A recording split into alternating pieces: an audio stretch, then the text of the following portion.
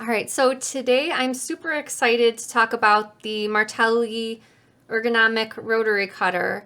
I think we're all familiar with rotary cutters that look like this, and I think I didn't realize until I started using the rotary cutter from Martelli that when you cut with this kind of ruler, your arm is kind of twisted over here. So I don't historically have issues with aches or pains in my hands or wrists, but I can definitely say that cutting out fabric for a quilt, especially if I'm cutting out lots of pieces for lots of blocks, being in this position over an extended period of time, no matter who you are, can take a toll and make this wrist area feel the tension. And so I've got this Martelli rotary cutter to share with you. So Danny's going to switch to the overhead camera.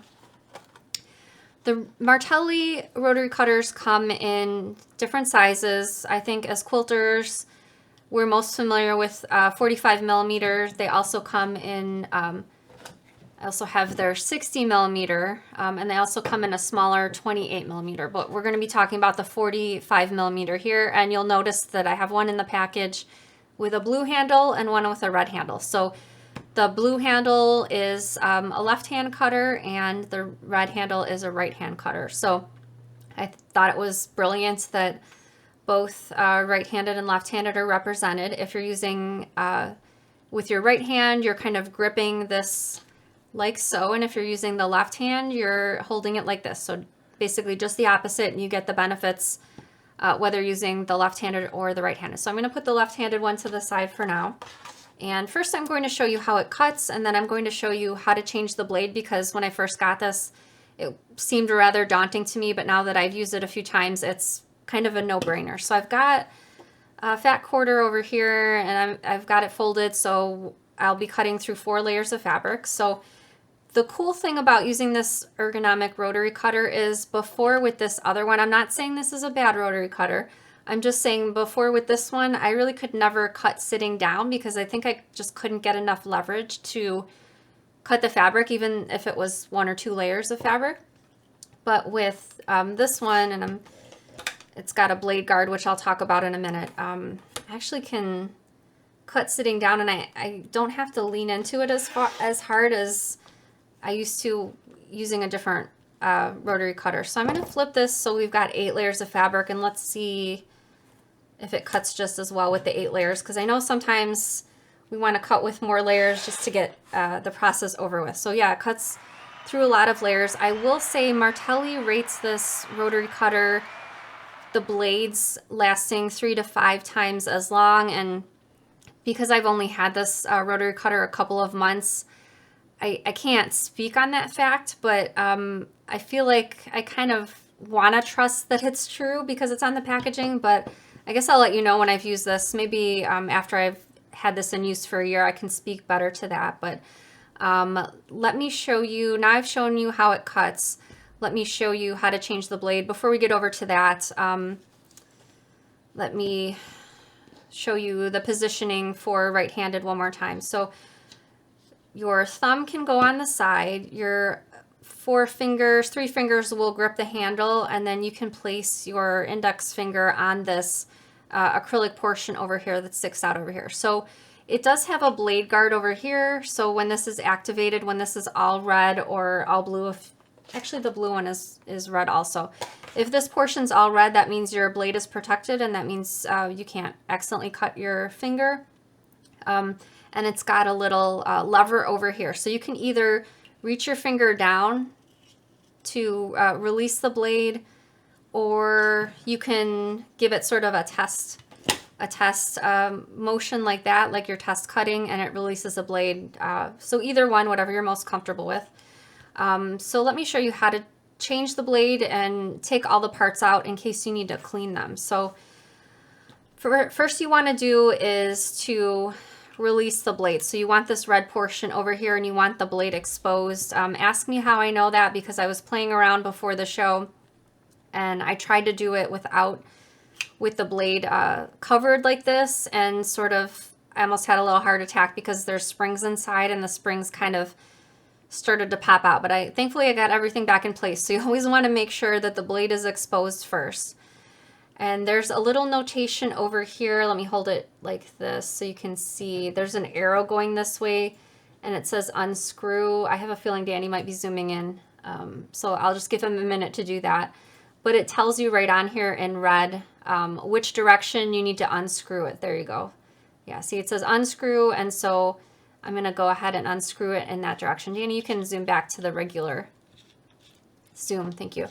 I'm going to unscrew this all the way, and I'm just going to go ahead and put the screw to the side. And then please be so careful when you take the blade out. So just one finger on each side of the blade. Sometimes they're a little bit oily, so just, again, be very careful. Have good lighting where you're working just to make sure nothing goes awry.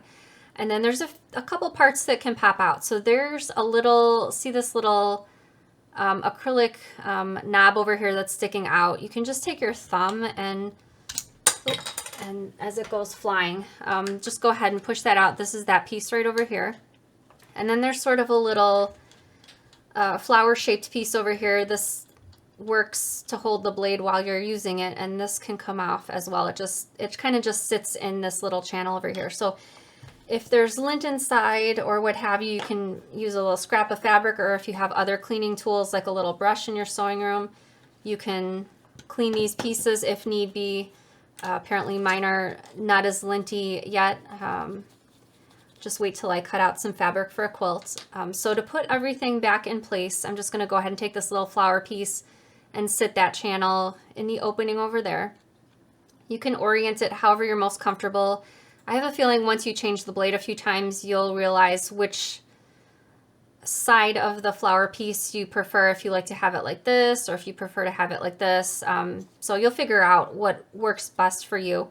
And then this piece kind of sits back in this channel. There's sort of a channel with cutouts, and it just kind of fits into place, and then you can take your finger and push that plastic piece back into place, and it'll just snap. So when you put the blade back in, again, be super careful putting the blade back in. You want the blade to fit in between that little flower piece and this large piece with the notch. So it's gonna sit in between those two, and they're kind of snug. So what I do when I put it back in is I kind of look for one of the flower pieces, which is this right here, and I kind of try to get it in between the gap. Thank you, Danny. And again, be very careful because, you know, you've got a blade in your hand. There you go. Once you get it going, it kind of just slides easily into position, and you just want to get it as close to covering that opening as you can, because once the screw gets back into place, it kind of moves everything back into place. So to unscrew it, the arrow's going this way, so we want to do it the opposite direction. And again, keep your fingers, be very careful until we are able to put that blade guard back on. But as you can see, nothing to be scared about as far as replacing the blades. I thought there might be some questions about if other blades besides the Martelli blades fit. And so I've got my Olfa cutter out here. I have the Olfa endurance blades, so I just thought to compare the sizes. Let me take this out one more time at a quicker speed than I did before, just so we can compare the two blades. Okay, so they look about the same to me. I'm assuming this one would be able to fit in as well. However, like I mentioned, Martelli rates their blades to last 3 to 5 times as longer. So I'm going to give that a try and stick with some Martelli blades for a while. I just ordered some new ones. So while I have this blade over here, Danny, were there any questions in the comments about this rotary cutter that I can perhaps answer? You can switch back to the front camera.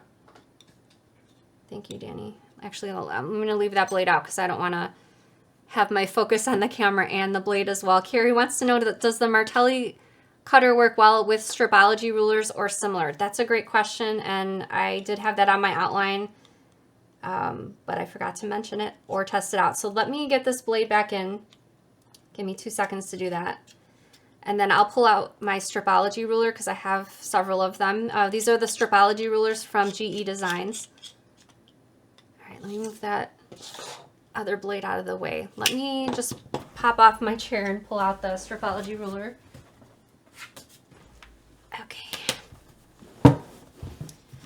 Okay, so if you've never, oh, thank you, Cindy. Cindy says, do they, yes, they do work with the stripology ruler. So this is the smallest of the stripology rulers that I own. And Danny's going to switch back to the overhead camera. So the nice thing about the stripology rulers is the blade fits in these little notches over here. And then you cut out strips of fabric. So for instance, if you need to cut out for your quilt a bunch of 1-inch strips, you would cut 0, 1, 2, 3, 4, 5, or whatever increment you need to cut out. Let me grab my little scrap of fabric over here.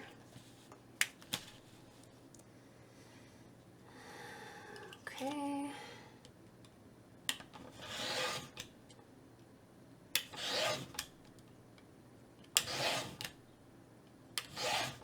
Okay, so as you can see, it cut out those 1-inch strips for me. So it does work with the stripology ruler, or if you have a similar, I think June Taylor has one as well, a big square one. Thank you for those questions. Carla says, do you sell the blades for the Martelli cutter? We're actually out of stock on the blades. We do have the cutters. I have the 45mm in the right hand, and we have some of the left hand ones as well. The left hand ones are the ones with the blue handles.